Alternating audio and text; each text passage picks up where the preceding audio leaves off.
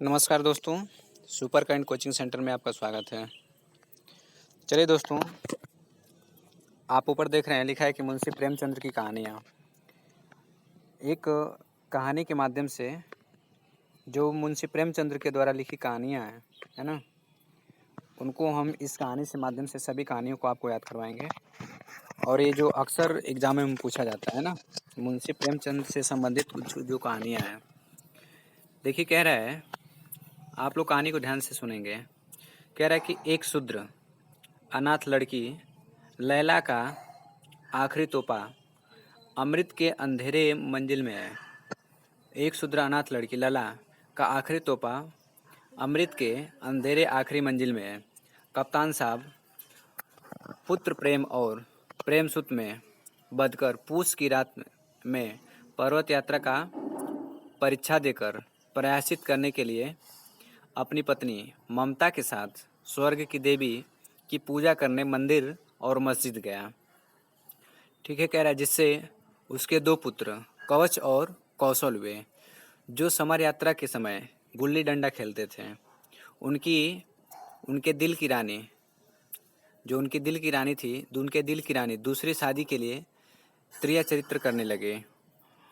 तो उनकी दो सखियां उसे धिक्कार कर बोली कि राष्ट्र का सेवक पंच परमेश्वर और उनकी माँ शांति स्वामिनी दोनों स्त्री और पुरुष तुम्हारी समस्या का नेकी ही चाहेंगे। तभी शराब की दुकान से सिर्फ एक आवाज़ आई कि शादी की वजह से सभ्यता का रस बिगड़ जाएगा। तो दोस्तों, इस कहानी को आप लोग 2 से 3 बार पढ़िएगा, ठीक है? और जो आपके लाल रंग से लिखा हुआ है, ये सभी मुंशी प्रेमचंद्र जी की कहानियाँ हैं, ठीक है? जो आपके लाल रंग से लिखा हुआ है, ठीक है, ये सभी आपके मुंशी प्रेमचंद्र की क्या हैं, कहानियाँ हैं, ठीक है? जैसे आपका शूद्र है, अनाथ लड़की, लैला, आखिरी तोहफा, अमृत, अंधेरा, आखिरी मंजिल, कप्तान साहब, पुत्र प्रेम, प्रेम सूत्र, पूस की रात, पर्वत यात्रा, परीक्षा, प्रायश्चित, ममता, स्वर्ग की देवी, मंदिर, मस्जिद, कवच, कौशल, समर यात्रा, गुल्ली डंडा, दिल की रानी, दूसरी शादी, त्रिया चरित्र, दो सखियाँ, धिक्कार, राष्ट्र का सेवक, पंच परमेश्वर, माँ, शांति, स्वामिनी, स्त्री और पुरुष, समस्या, नेकी, शराब की दुकान, सिर्फ एक आवाज़, शादी की वजह और सभ्यता का रहस्य। तो और एक है आपका जो इसमें छूट चुका है, बैंक का दिवालिया, है ना? बैंक का दिवालिया एक इनकी एक कहानी है, इससे भी प्रश्न पूछा जाता है। बैंक का दिवालिया, ठीक है? दिवालिया, बैंक का दिवालिया, ये आपके मुंशी प्रेमचंद्र की कहानी है। दोस्तों, पुनः फिर से आप लोग एक बार कहानी को पढ़िए। देखिए कह रहा है कि एक शूद्र अनाथ लड़की लैला, एक शूद्र अनाथ लड़की है जिसका नाम लैला है, का आखिरी तोहफा, है ना? उसका एक तोहफा है जो है अमृत के अंधेरे मंजिल में है ना? किसके? अमृत के अंधेरे मंजिल में है। अब देखिए कहानी वहीं से रुक जाती है।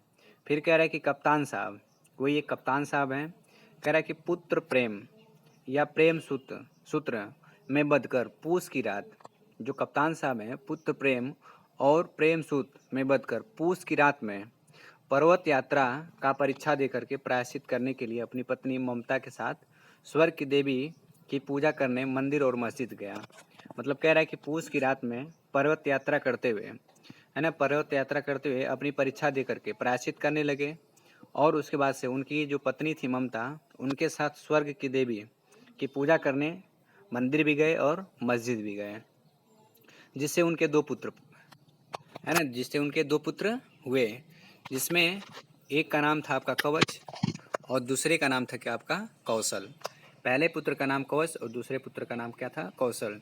जो है ना, ये दोनों जो क्या कर रहे थे समर यात्रा के समय, गुल्ली डंडा, है ना, ये दोनों कवच और कौशल समर यात्रा के समय गुल्ली डंडा खेलते थे, है ना।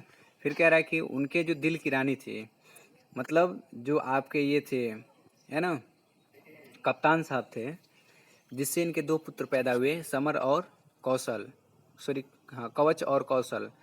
तो इनके जो 2 पुत्र पैदा हुए उनके उन्हीं को कह रहा है, उनकी दिल की रानी थी। वो क्या करने लगी, जब उनके बच्चे पैदा हो गए, उनके 2 बच्चे हो गए कवच और कौशल, तो दूसरी शादी के लिए उनसे त्रिया चरित्र करने लगे।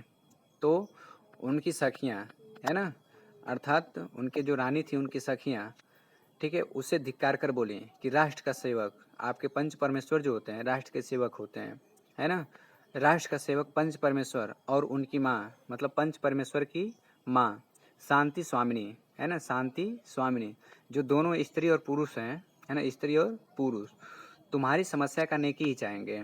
वो गांव की जो भी समस्या हो, है ना, उनका क्या होता है, नेकी चाहते हैं।